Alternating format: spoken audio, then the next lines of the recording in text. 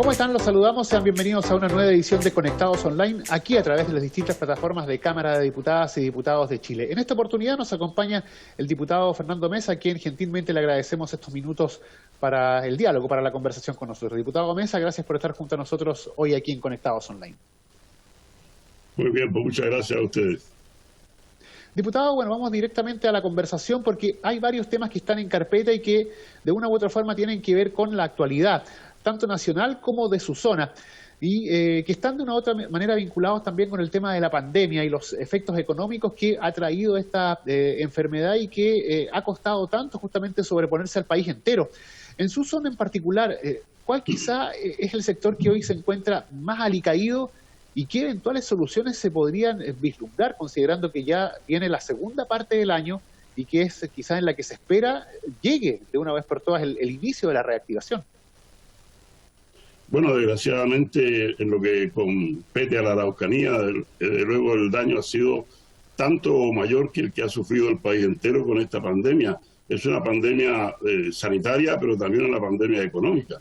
Y la caída en los ingresos ha sido descomunal, sobre todo en el aspecto turístico. La Araucanía, con sus bellos paisajes y como una región de servicios fundamentalmente, no ha podido activar ninguna de sus atracciones turísticas, de tal manera que este ha sido el golpe más duro que se ha recibido en ese sentido. Y yo creo que la pandemia que hoy en día aparece en retirada exige que tengamos pues no solo mayores libertades, sino también mantener los cuidados que son necesarios para evitar un recrudecimiento, un rebrote de la misma. Ahora, en este sentido, diputado, quizá las medidas, porque a nivel país estamos también con todo lo que dice relación con la modificación de estas cuarentenas, la modificación del paso a paso y de una u otra forma entregar mayores libertades a la gente para el desplazamiento y para que esto obviamente redunde en una posibilidad mayor de reactivación.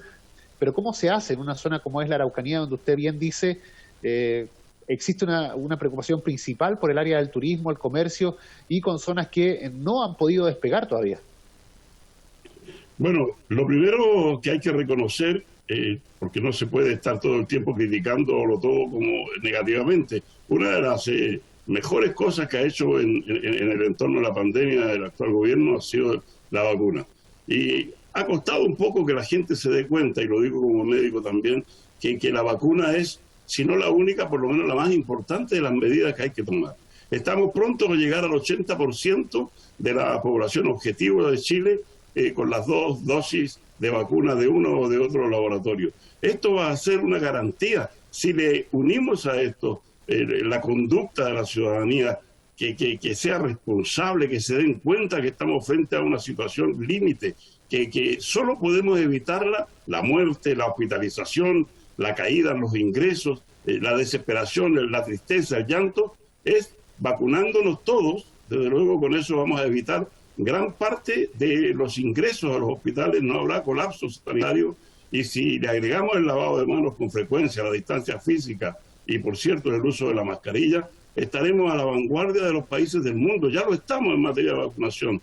Y la Araucanía podría perfectamente, y lo está demostrando en los últimos días, podría perfectamente entrar en esa, diríamos, pues, en esa especial situación para poder mitigar un poco estas tremendas medidas restrictivas que hay hoy en día para la movilidad de la ciudadanía. Con responsabilidad y con la vacuna, ambas dosis puestas, estoy convencido que Chile puede dar un paso muy importante en busca de la normalidad que teníamos antes de la pandemia. Ahora, diputado, no puedo dejar de preguntarlo porque de una u otra forma en su zona hay un impacto directo y tiene que ver con la situación social, la situación justamente de hechos de violencia que también se han producido en la Araucanía y que de una u otra forma podrían quizá atentar contra esta reactivación económica, contra este interés, por ejemplo, de los ciudadanos del resto del país de visitar la Araucanía, de practicar allí el turismo o cualquier otro tipo de actividad. ¿Cuánto puede incidir la continuación de estos hechos de violencia y que la Araucanía finalmente no logre esa reactivación tan esperada? Bueno, desgraciadamente la Araucanía está sufriendo ya históricamente de una presencia delictiva violenta, que trasciende desde luego el ámbito de los reclamos de los pueblos originarios en torno a su justicia. Yo nací, me crié y viví también en entorno mapuche.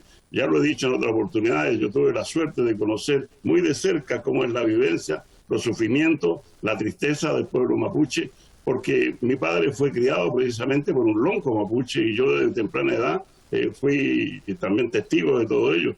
Pero nada tiene que ver la presencia delictual que hay hoy en día, el terrorismo. Hace 5 años atrás empecé a hablar en los medios de comunicación de mi región, perdón, que estábamos en presencia de terrorismo, de narcoterrorismo. Pues no fui bien comprendido, no se entendió esto, y yo lo dije y lo mantengo hoy en día, porque es muy diferente la actitud mayoritaria del pueblo mapuche en torno a la búsqueda de soluciones económicas, reivindicaciones de representación, con la actitud de verdaderos delincuentes, entre los que no siempre hay mapuche. También hay gente que no lo son y que son activistas de ideologías que no corresponden a lo que buscamos hoy en día para nuestra patria. Por lo tanto, esto sí que hace un daño tremendo a la reactivación económica, es verdad. Pero yo confío en que este tema, que es absolutamente policial, debiera ser aislado definitivamente, apartado de las reivindicaciones justas del pueblo mapuche y de los pueblos originarios en general, y bueno, pues terminar con esta tragedia antes que nos convirtamos definitivamente en una Colombia. Recordemos que mientras fui presidente del Parlamento Andino con sede en Bogotá, visité muchos lugares, también estuve en la guerrilla, viendo cómo se comportan, por cierto, no dentro de ellas, pero sí en las fronteras con Ecuador, y fui testigo desde las maldades, las atrocidades que cometen cuando ya se sienten dueños del poder y cuando las fuerzas policiales del país, en este caso Colombia, fueron incapaces de controlarlo. Tengo mucho temor que en Chile suceda lo mismo, desgraciadamente. Y la elaboración de esta nueva constitución, el camino que se está siguiendo para ello, puede de una u otra forma ser la llave que permita abrir la puerta para esa solución de la violencia en la Araucanía, al menos separando ya completamente este manto de duda que hay respecto de si quiénes son los autores justamente de los hechos de violencia, si pertenecen o no a los pueblos originarios o si son definitivamente narcoterroristas, como usted lo ha mencionado? Bueno, indudablemente, porque en este caso el oportunismo de los delincuentes, el oportunismo de los narcos que están desde hace mucho tiempo traficando drogas, robando madera, robando ganado, incendiándolo todo. Este grupo importante de gente, porque ya empezaron siendo unos poquitos, pero ya son varios cientos que se han ido integrando a estas bandas terroristas. Desde luego, yo creo que la solución pasa por una actitud más de mayor inteligencia policial. Y también en el Parlamento tenemos que hacernos mea culpa, porque hay temor, hay miedo. Hay algunas personas, algunos colegas, que prácticamente de forma automática se niegan a aprobar leyes que porque vienen de la moneda actual, pues hay que rechazarlas. Yo no creo que sea así. Hay cuestiones que tienen que ser vistas, miradas objetivamente. Necesitamos más inteligencia policial, necesitamos mejores medios tecnológicos para apartar bien clarito, ¿no?, como se dice popularmente, la leche de la nata, ¿no? Y aquí, desde luego, no es difícil apartarla.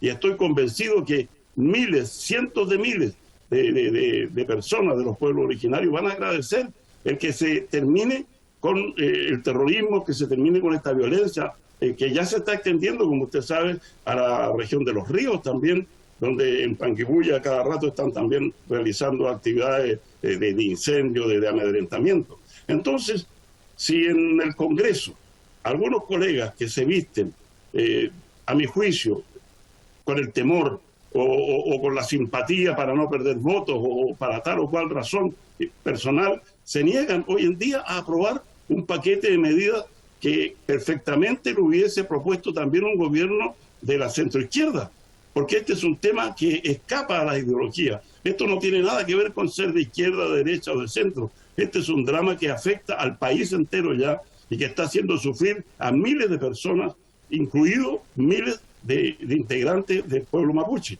Así es que yo creo que esto tenemos como Parlamento, como Cámara de Diputados, tomarlo como algo realmente importantísimo de solucionar para que Chile pueda despegar definitivamente. Efectivamente, es un tema que obviamente va a seguir sobre la mesa y respecto del cual se va a seguir hablando y obviamente legislando y tomando medidas también. Ya para ir cerrando, diputado, lo voy a cambiar completamente de tema porque es otra situación de actualidad, lo decíamos al principio de esta entrevista, pero que tiene que ver exclusivamente con prácticamente con su zona y que tiene que ver con el uso de la leña y esta contaminación tan compleja que se produce en los meses de invierno. Hay proyectos que están tramitándose también en el Parlamento que lamentablemente todavía no han salido y que podrían ser una solución a un problema que lamentablemente es estructural ya y que me imagino, por ejemplo, esta semana, que es una semana de mucho frío, debe estar provocando otra vez bastante colapso, bastante complicación, como es el uso de la leña y la alta contaminación en su zona. Así es. Desgraciadamente, todos los gobiernos han fracasado en este sentido.